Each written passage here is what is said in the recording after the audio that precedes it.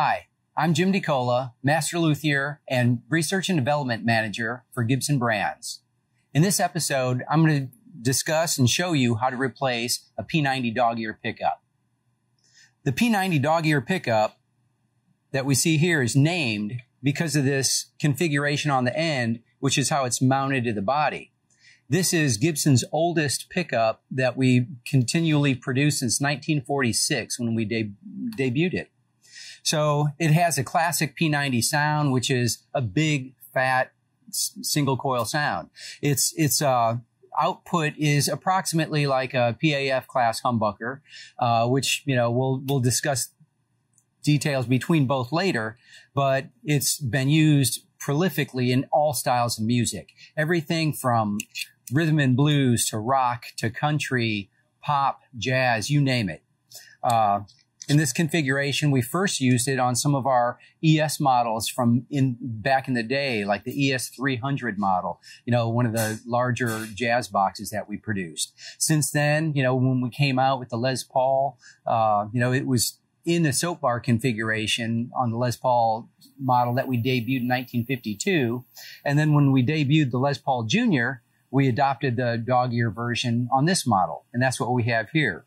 In this case, we're going to replace this pickup because it has Alnico 2 magnets, which is what we used back in the day, and we still use in many models that we produce today. And Alnico 2 has a bit softer magnetic field, so its tone is going to be a little bit warmer and rounder sounding than Alnico 5. And we're going to replace it with a version that we do in Alnico 5, so it'll be a little bit louder and prouder.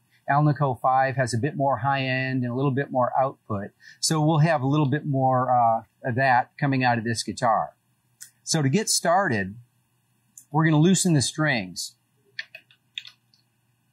You can loosen the strings and do the pickup swap. I actually recommend actually taking the strings off. It's a lot safer for the guitar, a lot less potential to damage the guitar. Now that they're loose, I'll go ahead and cut the strings.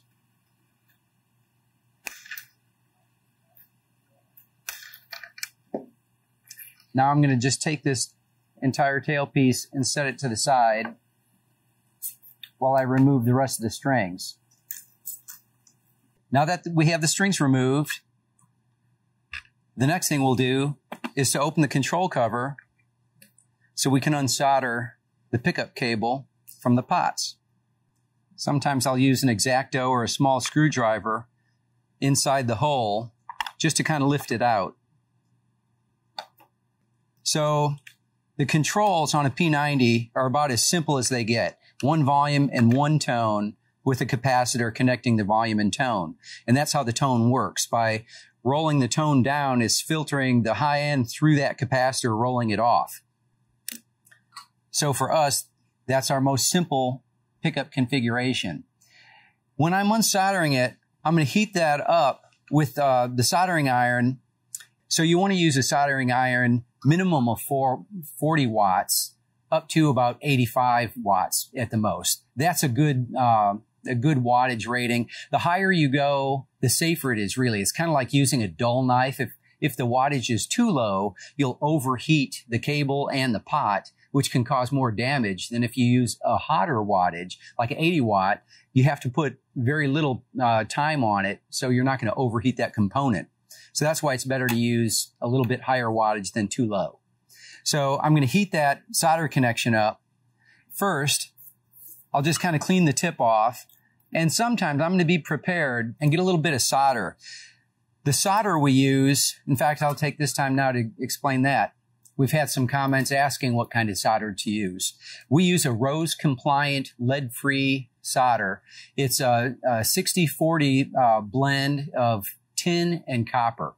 So it's, again, lead-free. So throughout the world, there's different regulations about what's acceptable. So rose-compliant is now safe to use everywhere, and that's what we use.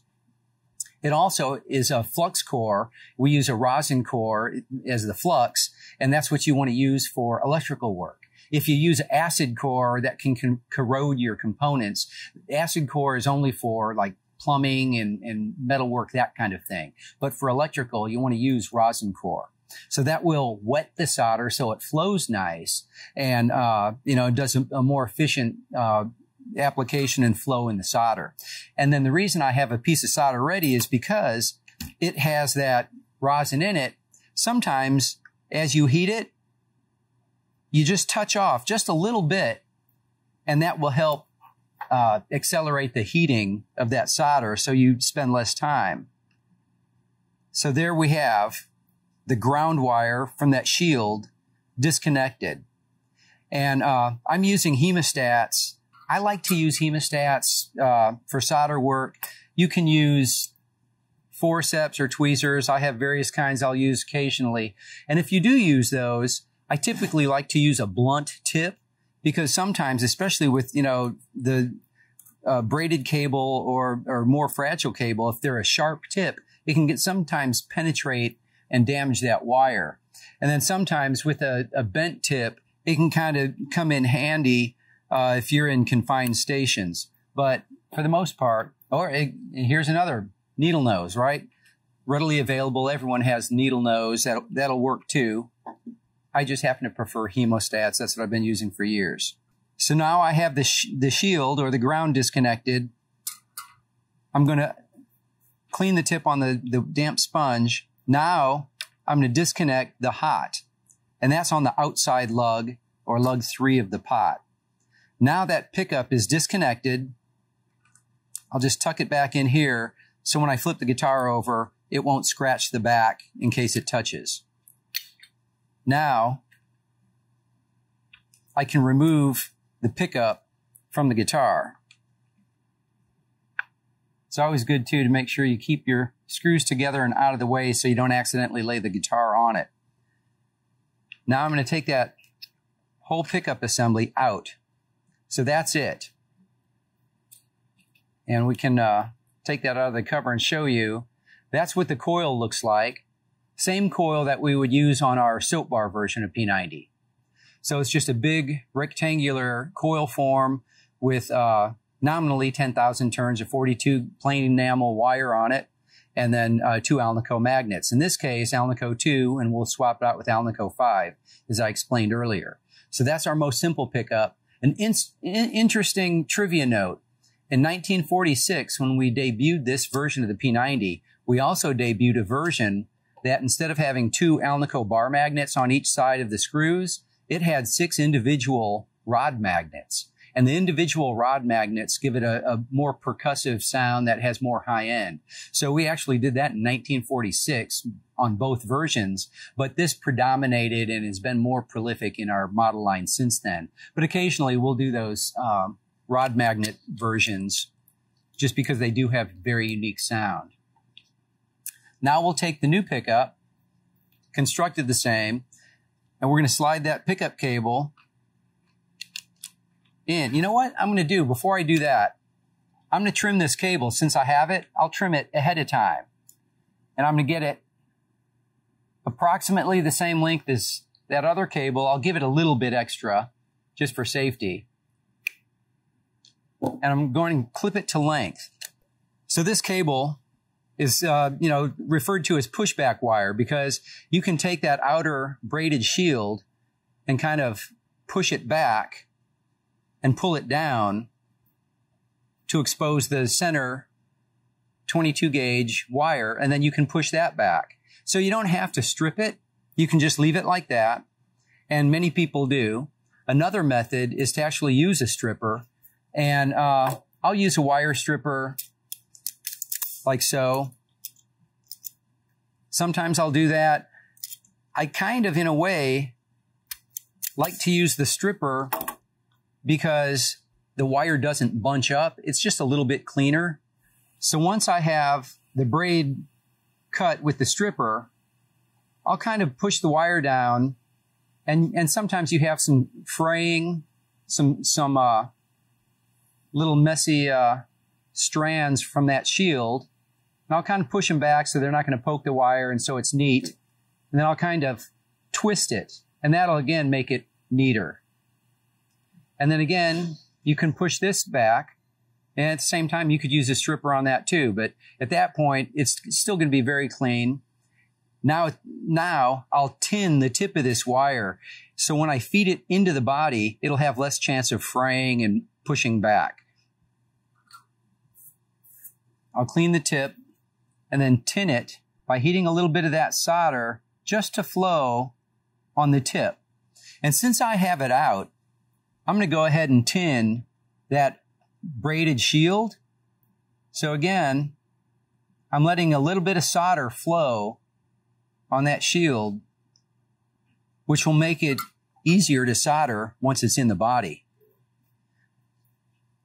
Now, make sure it's not too hot. I can put that back in the body and then mount it again. That way, it's not going to accidentally fall out as we tip the guitar up. Now the pickup's mounted securely again. I'll flip the guitar over. Now we're going to solder the hot first and then the ground second. And I like working in that order. Again, I'm going to clean the tip. When you're done, don't clean the tip when you're done. Only clean the tip before you use it. The reason why, you want to leave some of that residual solder on the tip. If you wipe it off and let it sit while it heats up, it'll oxidize the tip and you'll kill the life of the tip. So only clean it right before you use it. So now I'm going to solder that pickup cable to the pot where it was. So first thing, before I get started, I'm going to use a mask. I didn't use this when I unsoldered it because it's generally not as required. It's always safe if you can. But in the case of soldering, again, now I'm going to heat that solder, and there's a greater chance of having some of that rosin or the solder itself to spatter when you're heating it up with fresh solder. So a mask is very helpful. If you're going to be doing extensive work, you might want to tape it down so it doesn't move. This is very simple, so I feel confident just to let it sit. Another thing I'm going to do is use the solder sucker, which is a spring-loaded vacuum. So I'm going to heat the solder on the lug of the pot and then use that solder sucker, and that will draw out that solder. So now that solder lug is clean. So the wire will fit in there and accept the solder. I have the hot lead, which is the tip of that cable, inserted in the lug of the pot. I'll clean the tip, and now I'll press the tip against the lug, and then I'll apply the solder to that connection and let it heat up. Once it's cool, you can tug on it to make sure that you have contact. When you heat the solder, you want to make sure that it heats warm enough so it flows, but not so it drips down on the part and creates a mess.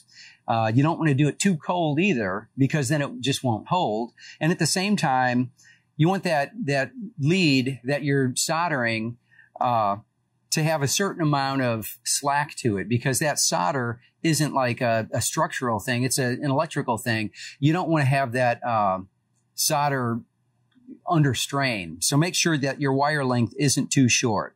Now that hot lead is secure. Now I'll use my hemostats, and I'm going to tuck that wire down on top of the existing solder connection that we had. I'll clean the tip.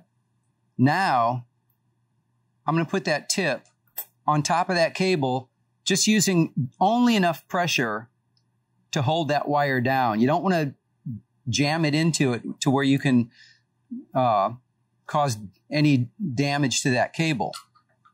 I'm holding it with the hemostats. If you don't have hemostats, you can use a piece of wood or a screwdriver. The key thing is just to hold it in place while you heat it up. And if you look at that solder, it flows and it's secure. I could tug on it. It's not going to break loose. In fact, that's a good thing, is to try to break it loose with, moderate pressure, just to ensure that you have a good solder contact. You don't want it flowing out to where it leaves that general vicinity. You want it still kind of balled up, but clearly flowing onto that part. So now we're done. And I left enough slack on the hot lead to where now you can see if anything would move, if the pots get loose and anything moves, it's not going to short it out or strain that connection. Now the soldering is done. We can remove the mask and then put the cover back on.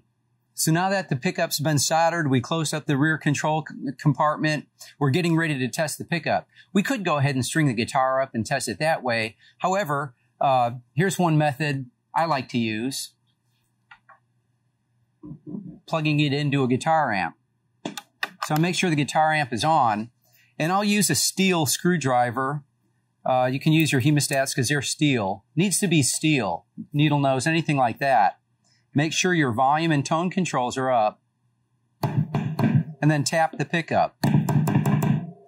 That tells you that the pickup is working, and you can rotate your volume down. You can even rotate your tone, and you can hear how the tone rolls off the highs, especially if you kind of gently scratch the top of that pull screw. So now we ensured that the pickup works fine, the volume and tones work fine. Now we can get ready and restring the guitar. So there you have it, our most basic model with the most basic electronics, and we just show you how to install that pickup. Thanks for watching Gibson's Guide to Guitar Setup and Maintenance. Be sure to watch our next episodes.